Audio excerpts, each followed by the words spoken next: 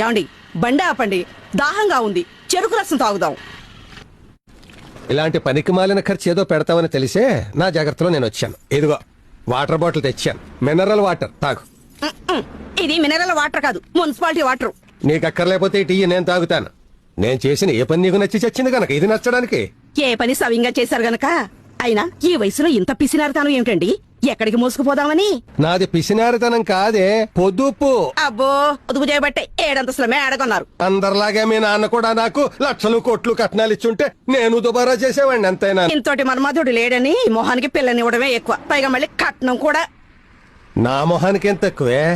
ఎక్కడికి వెళ్తున్నావు చెప్పమని ఇప్పటికి 10 సార్లు అడిగాను. నోరు మూసు కూర్చోమని 25 సార్లు చెప్పాను. అబ్బబ్బబ్బా, ఈ ముసలాడితో చచ్చే చావు వచ్చిందిరా దేవుడా. నేను ముసలోణ్ణి, నువ్వు 16 ఏళ్ల బాలాకుమారు. మరి బాలాకుమారి కోసమే ఆషాఢ మాసంలో గోడ దూకి మోకాళ్ళ మోచిప్పుడు పగలగొట్టుకున్నారు. మాట్లాడితే ఆషాఢ మాసం ఒకటి దొరికింది రేకు, ఆ పేరు ఎత్తద్దని అనేక సార్లు చెప్పాను.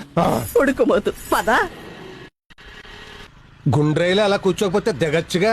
బండి ఆపడానికి బలం లేదు గాని కట్నం ఇచ్చి పెళ్లి కూతురు కావాలంట సోగ్గాడికి.